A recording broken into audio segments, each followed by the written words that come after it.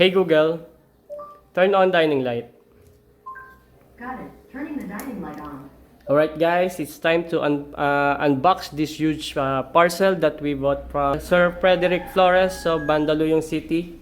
So si Sir Frederick, he's a highly rated seller sa Facebook Marketplace. So check his Facebook page guys and follow his post for his item for sale. So baka doon yung hinahanap nyo guys. So check na siya ngayon. Okay, so itong nabili natin sa kanya, isa siyang collectible item. It is in a mint condition and a box good condition. And I'm so very glad na yung condition na yan. So, dito sa box na to, meron tong tatlong brands. It is a 3 brands in 1 box. Okay, so open na natin siya guys and I'll tell you why kung ano yung sinasabi ko sa yung three brands in one box. Okay. Let's open up. Open na natin ito. Very secure ang parcel na sir. Yan, naka-bubble wrap all over. Yan. By the way guys, itong nabili natin kay sir is meron na nakapag-review nito sa YouTube. But ang review niya is individual. Dalawang toy kasi ito sa isang box, sa isang individual yung ginawa niyang review. I don't think na nakakuha siya ng mint na box condition. And we'll see kung bakit ang comment niya doon sa isang toy dito parang na-disappoint siya kasi it made of plastic daw yung isang toy. Okay? So this is a JLG scissor lift and ang bundle niya is JCB na crawler excavator.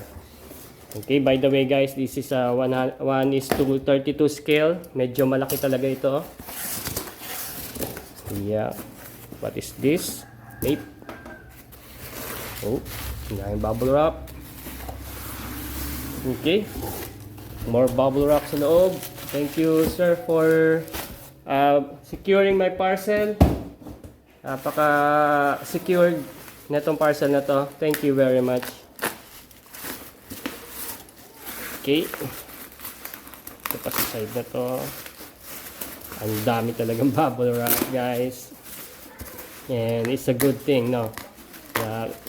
Na assure niya na secured yung box ng parcel. Yun ang very important.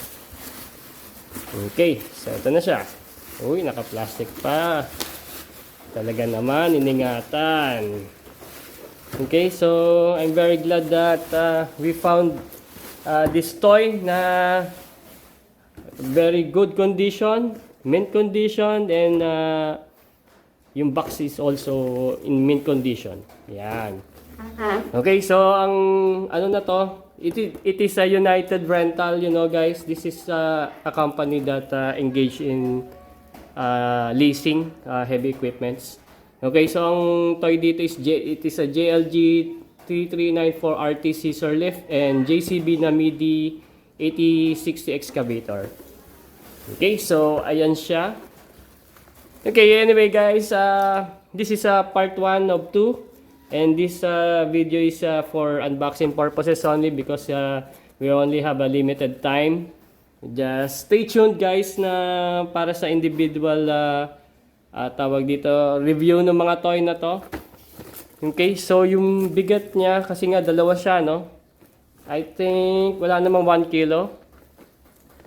Yeah, including the box. Pero we'll see to it.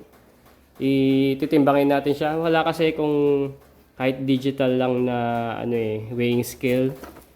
Titignan natin kung ano siya, kung gaano to kabigat. Pero I think die-cast metal naman to, lalo na tong scissor lift. Ang ganda ng gulong niya, no?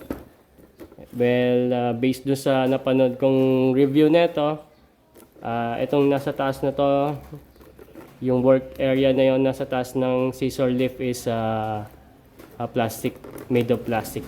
And may reason bakit plastic yan. And ito lang ang diecast sa baba. May reason, okay? So, ito yung sinasabi ko na crawler excavator na JCB. Okay? I think diecast naman siya. But we'll find out soon pagka binuksan na natin tong parcel na to. Yan, ang ganda nung condition ng box na to. Okay, pang display talaga. Okay, ayan yung nasabi kong 3 brands in 1 box. This is a United Rentals, JCB, and JLG. Okay, so by the way guys, this toy is made by Britons. 1:32 scale. I think yung 132 is itong ano. Ewan ko kasi hindi ko pa nabubuksan, ano, hindi ko pa siya nahawakan. Pero I'm pretty sure na 1:32 scale tong scissor lift, while itong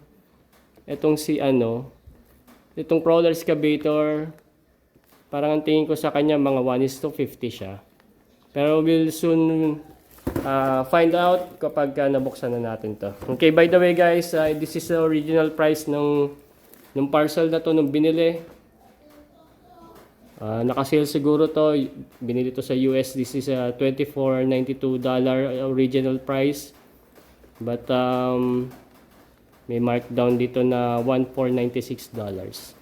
Okay, so this good find na na collectibles on a sale price. Okay? Yan, United Rentals. Very good naman, bigat. Individually numbered, diecast 132. Sabi niya 132. 132 rin kaya to, guys. Ang ganda rin ng condition pa nito. May tag pa sa loob. Yan. And okay na okay pa yung mga prints niya.